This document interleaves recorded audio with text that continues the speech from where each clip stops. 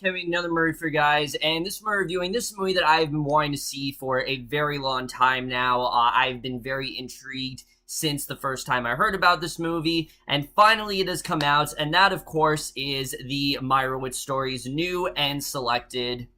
And what this movie is essentially about is we focus on the Meyerowitz family. Well, specifically our three main characters, Danny, Matthew, and Jean. They are the children of Harold Meyerowitz, who is this very, famous sculptor, and basically they are finally coming to see him after years, and that's basically we follow them throughout their stay, and, them trying to kind of make amends with their past and whatnot, and that's really all I'm going to say. So, the Meyerowitz story is new and selected.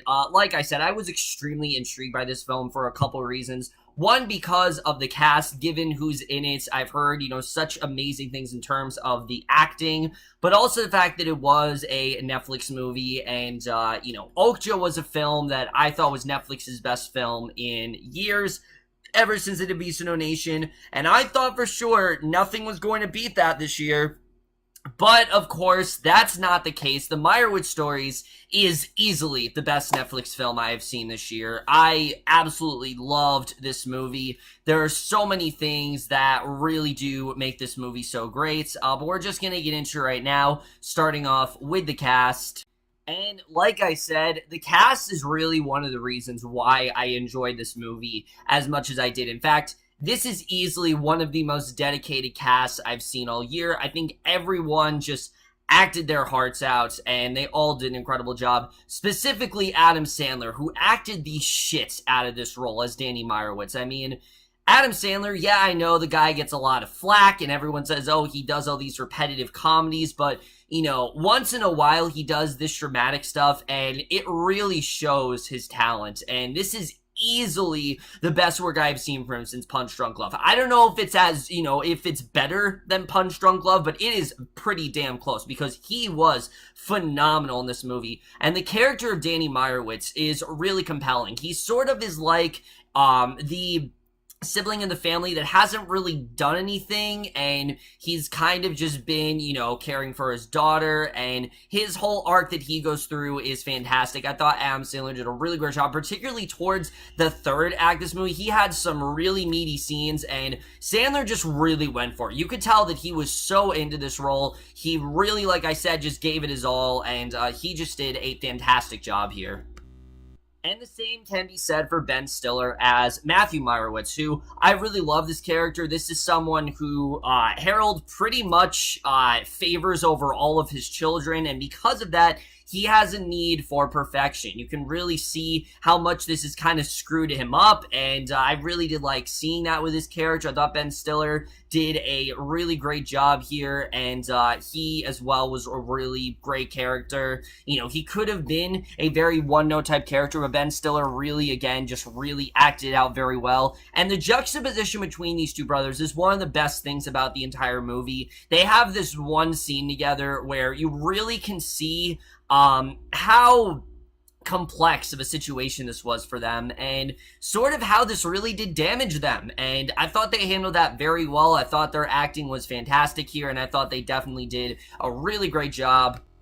And while I think Sandler and Stiller do give the best performances in the entire film, that doesn't mean that I'm singling out Dustin Hoffman, because he is fantastic as Harold Meyerowitz.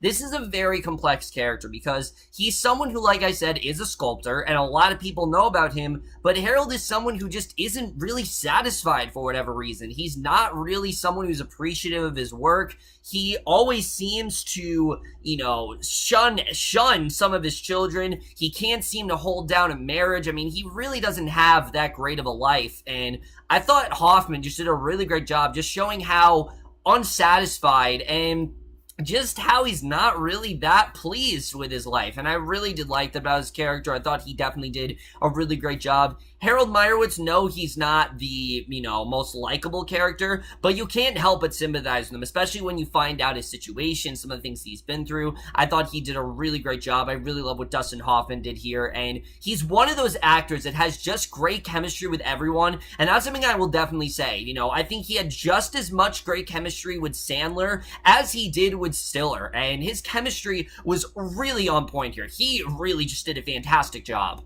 And then the rest of the cast I thought was just as great. Elizabeth Marvel as Jean. She is the daughter who actually has stayed behind while everyone else has kind of gone their separate ways. She's actually stayed behind to take care of their father, and I definitely really liked her character. I thought she did a really great job. Emma Thompson plays this character, Maureen, who is Harold's current wife, and wow, is this a weird character. I mean, she's constantly refers to him as the dad. She clearly knows she doesn't play much of a role in his kids' lives, and she's obsessed with these very different kind of foods. That's really the best way to sum it up, but I thought she did a really great job, as well as Grace Van Patten. She probably was the most surprising performance out of everyone.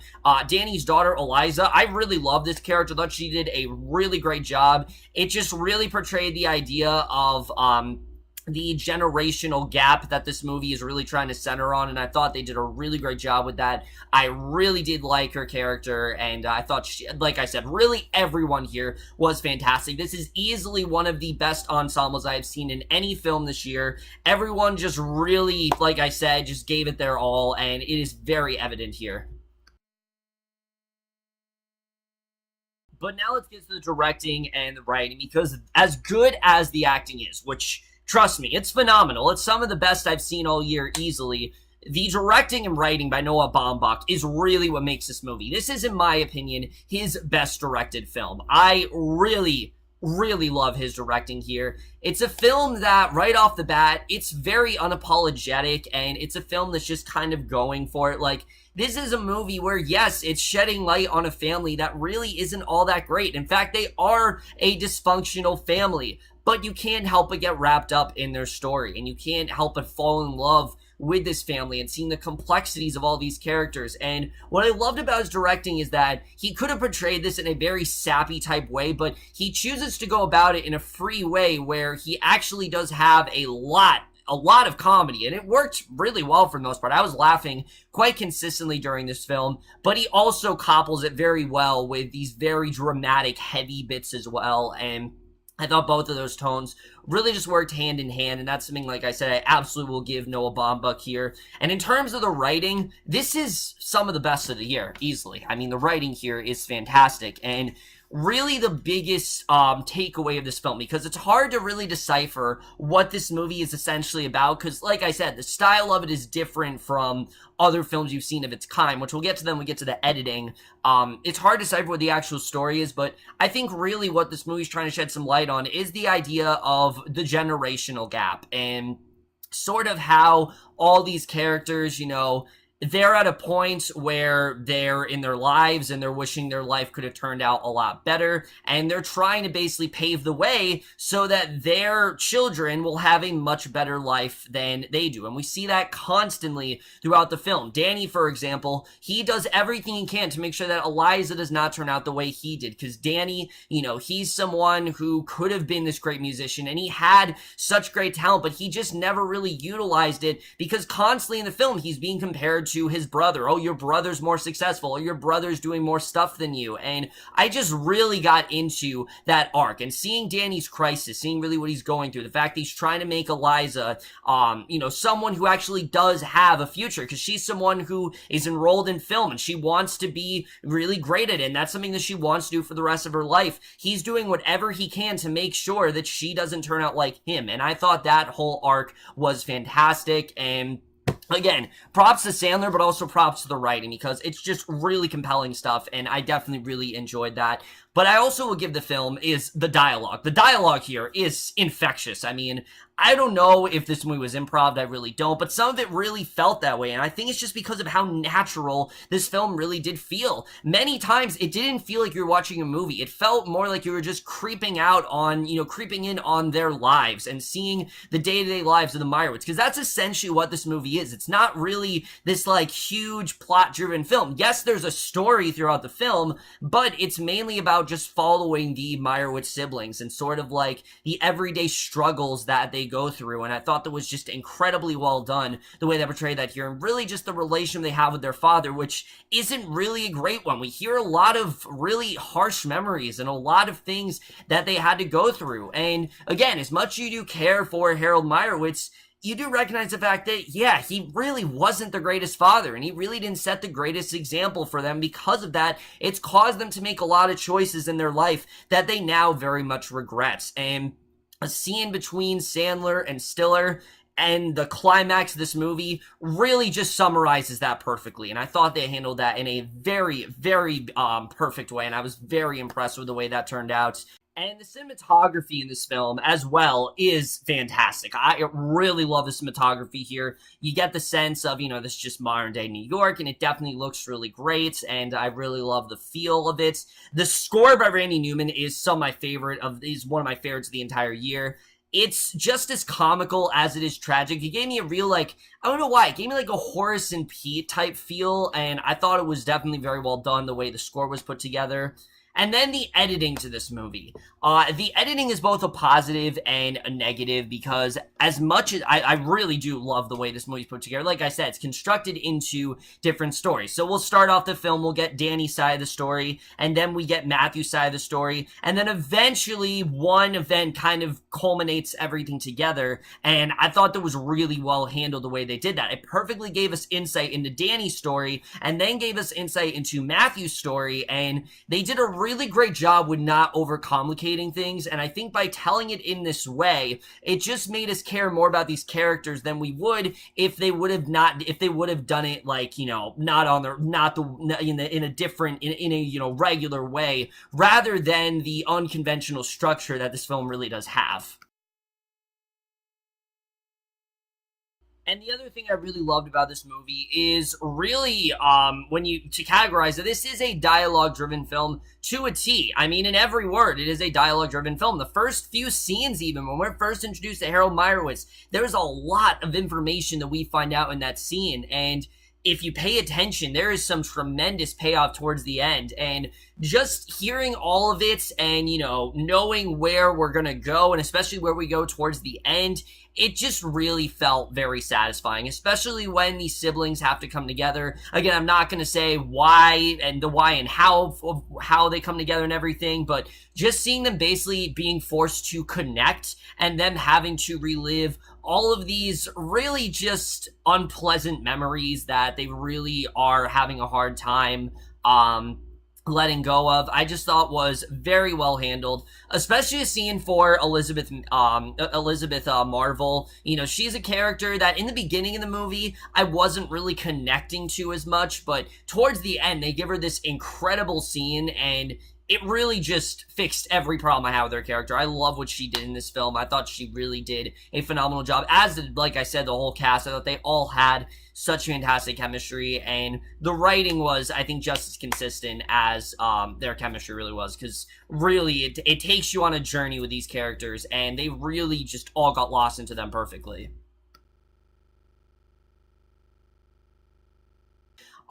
In regards to flaws, it's kind of hard to pick one because the movie's so well constructed and it's so well put together that I am kind of coming up empty when it comes to flaws. But I do have a few flaws here and there. First of all, as good as this film is with character, which, trust me, they're all very well realized for the most part, there's one character in this movie, I'm not going to spoil who it is, but there's one character in this movie that I did feel was a little bit underutilized and would have actually benefited if they had more of a, monologue, because almost every character is a really big monologue, except for this one character, and I don't know, in terms of how well fleshed out the other characters were, it just didn't work as well with me as I think the film really wanted it to. It just didn't really work for this character. And I liked the character, I really did. I thought the character was fantastic. I just felt I would like the character even more if we would have gotten like a really big monologue with them. We really did not get one here. And then the other thing is that the film does tend to drag towards the end. They do this weird thing where they have these like cross dissolves, and I really didn't get what they were trying to do with these cross dissolves, what the whole point of it was. It's one of those movies that has like Return of the King syndrome, where there's like multiple endings, and it really was starting to bother me. Like, it was one of those things where I'm like, all right, can we just wrap this up already? Like, as much as I was loving the story, it's one of those things where you really just are ready for it to end, and I was really ready to get to the ending, and what eventually happened, it was a good ending, but I felt like it had come a little bit too late. I felt like there were there are different endings to this movie, and it just didn't really work as well as, they wanted it to.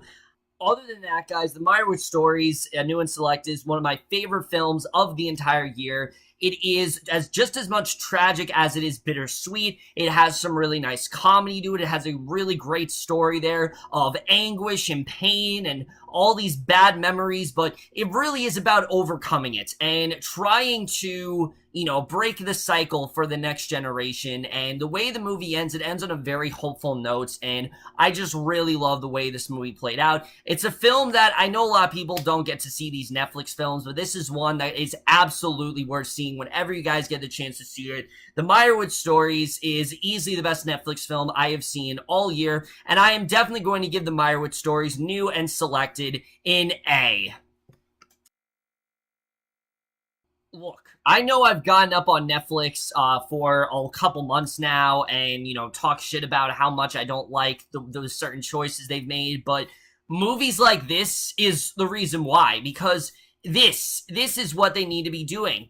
Stop focusing on films like You Get Me and Babysitter, things that are completely non-profitable, and just really, you're better than this, really. You're better than those films. This is exactly what is in their wheelhouse. This is what Netflix needs to be doing, and I really hope they start to rethink things. I heard that Netflix is planning on doing 83 films next year, which is double the amount they've done this year, but I really hope, seeing what audiences have said, that they really start to rethink some of their decisions, because like I said, this is definitely more or less what they need to be doing. Either way, guys, that's it from our review of the Meyerowitz Stories New and Selected. Let me know what you guys thought of this movie overall. Left your thoughts on it. Please, if you haven't, see this movie as soon as possible. I know there are a lot of Netflix films that not a lot of people get to see, but this is definitely one that is absolutely worth it. But that's my review. Hope you guys enjoyed. We'll see you guys in my next video, and I will see you guys for that. Okay, bye.